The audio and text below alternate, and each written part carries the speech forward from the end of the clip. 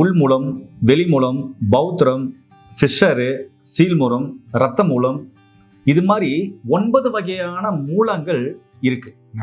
இந்த 9 வகையான மூலத்தையும் எத்தனை வருஷமா ட்ரீட்மெண்ட் பண்ணாலும், ஆப்ரேஷன் பண்ணிட்டாங்க திரும்ப திரும்ப வருது, ட்ரீட்மெண்ட் எடுத்தாங்க திரும்ப திரும்ப வருதுனாலையும், உங்களுடைய இந்த 40 வருட ஆராய்ச்சி பண்ணிருக்கீங்க இந்த மருந்தை.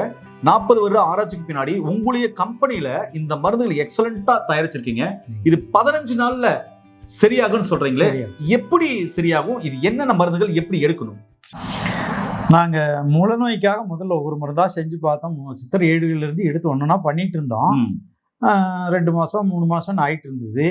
ஒரு காலகட்டத்தில் நாம் அமைச்ச ஒரு செட்டு வெறும் 15 நாள் நல்லா, யாருமே எல்லாமே 15 நாள் நல்லா ஆயிடுச்சுன்னு சொல்லிட்டாங்க. நல்லாயிடுச்சுன்னு சொல்லிட்டாங்க. ஆமாம், சொல்லிட்டாங்க. அதுக்கப்புறம் இது யார் வந்தாலும் இப்போதைக்கு முதல்ல வந்து இந்த ஒரு செட்டுன்னு எடுக்க மாட்டோம்.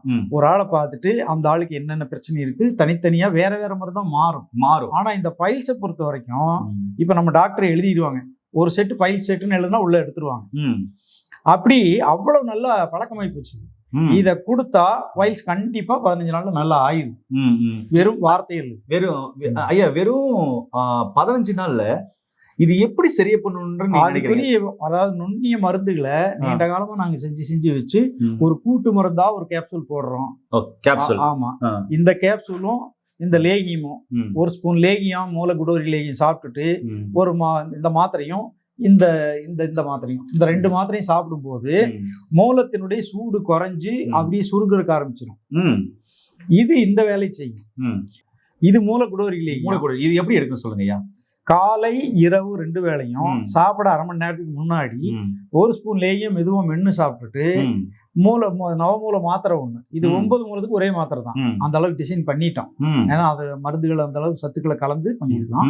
இதுவும் இந்த திருவிழா கூக்கள் இந்த மாத்திரையும் 2ஐயும் வாயில போட்டு கொஞ்சம் பால் குடிச்சுக்கணும். அப்புறம் அரை மணி நேரம் கழிச்சு அவங்க டிஃபன் சாப்பிட்டுக்கலாம். இது சாப்பிட்டு அரை மணி நேரம் இது வந்து மூலத்தை சுருக்கிடும், மூலத்தில் இருக்கிற ரத்தம் வர்றதை நிறுத்திடும், மூலத்தினுடைய சூட்டை தணிச்சிடும். இது இந்த மாத்திரை உணவுக்கு பின் கொஞ்சம் மோருடன் ஒன்னு சாப்பிட்டுட்டோம்னா காலை இரவு கட்டிகளை கரைச்சிடும். கட்டியா இருக்கிறதெல்லாம் கரைஞ்சிரும். இதுக்கு மூலத்துல ஏதாவது கேன்சர் கட்டி உருவானா கூட இது அப்படியே மெல்ல தணிச்சிட்டு வந்துடும். ஆரம்ப கட்டமா இருந்தா தணிச்சிட்டு வந்துடும். முத்தி இருந்தா நாங்க வேற மருந்து கூட கொடுத்துருவோம். இது மூல கட்டிகளை கரைக்கக்கூடியது. அப்ப இந்த ஒரு செட்டா இது இரவு படுக்கும் போது இது சுகபேதி அல்வா. இதை இரவு இவ்வளவு எடுத்து சாப்பிட்டுட்டு வெந்நீர் குடிச்சிட்டோம்னா காலையில மோஷன் ஃப்ரீயா போயிடும். அப்போ வந்து மூலத்தில் தொந்தரவு இருக்காது. அது இந்த செட்டா 15 நாள் சாப்பிட்டு முடிக்கும் போது பெருங்குடல் பலமாயிருது. இதில் இருக்கிற தோற்பு பொருட்கள் பூரா பெருங்குடலை பலப்படுத்தி உள்ள இருக்கிற புண்ணாத்தி நல்ல இயக்கத்தை சீர்படுத்தி விட்டுரும். இது மூலத்தை இப்போதைக்கு இருக்கிற மூலத்தை நல்லா பண்ணிடும். இதனால இந்த ஒரு செட்டு கொடுத்தாச்சுன்னா 15 நாள் மூலம் நல்லாயிரும். அவங்களுக்கு உடல் சூடும் குறைஞ்சிரும். சூப்பருங்க ஐயா. அந்த பைல்ஸ் ஏன் வருது? பைல்ஸ் உட்காந்துட்டே வேலை செய்யறவங்களுக்கு வரும். இன்னைக்கு நிறைய பேர் சீட் ஒர்க் தான் அதிகம்.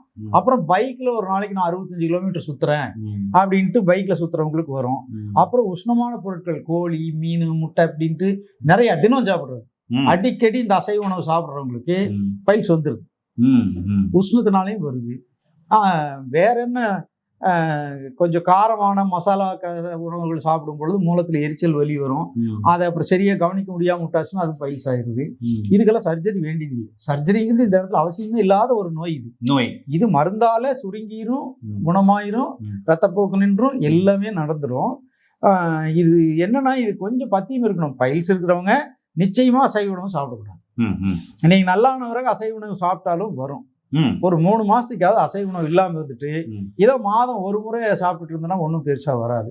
அடிக்கடி அசைவ உணவு சாப்பிட்றவங்களுக்கு பைல்ஸ் வரும். அடுத்து பச்சை மிளகாய், கத்திரிக்காய் 2 சாப்பிடக்கூடாது. புளிச்சோறு, புளிக்குழம்பு சாப்பிடக்கூடாது. இந்த மாதிரி பக்குவமா இருந்துட்டாங்கன்னா மீண்டும் வராது. பக்குவம் தவறி மீண்டும் அப்படி போகும்போது வரும்.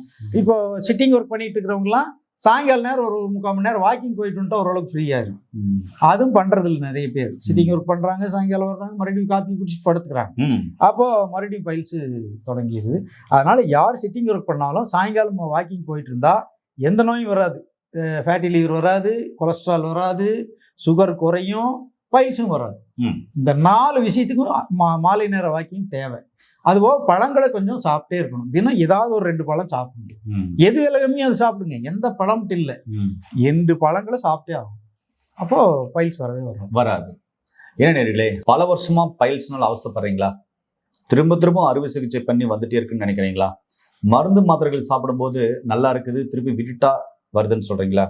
ஐயா சொன்ன இந்த பைல்ஸ் மருந்து உங்களுக்கு மிக அற்புதமா வேலை செய்யும். திருப்பியும் பைல்ஸ் வராம பார்த்துக்கும். இந்த மருந்துகளோடு சேர்த்து பைல்ஸ் வராம இருக்குன்னா சாயந்தர நேரத்துல கொஞ்சம் வாக்கிங் செஞ்சீங்கன்னா போதும். ஒரு வேளை வாக்கிங் பண்ண முடியலன்னா வீட்லயாவது வாக்கிங் பண்ணிக்கோங்க. ரொம்ப ரொம்ப அற்புதமா இருக்கும். அதனால இந்த மருந்து பைல்ஸ் உள்ள எல்லாருக்குமே ஷேர் பண்ணுங்க. பைல்ஸ் வராம இருக்குனாலையும் இந்த சுகபேதி அல்வா அப்படின்ற மலச்சிக்கலுக்கான அல்வாவை எடுத்து சாப்பிடுங்க. மலச்சிக்கல் உள்ளவங்களும் இதை தாராளமா சாப்பிட்டு கொள்ளலாம். பைல்ஸவே சரி பண்ணா மலச்சிக்கலை ஈஸியா சரி பண்ணிடும். கண்டிப்பா சாப்பிட்டு பாருங்க. நோய் நொடி இல்லாம ஆரோக்கியமா வாழுங்க.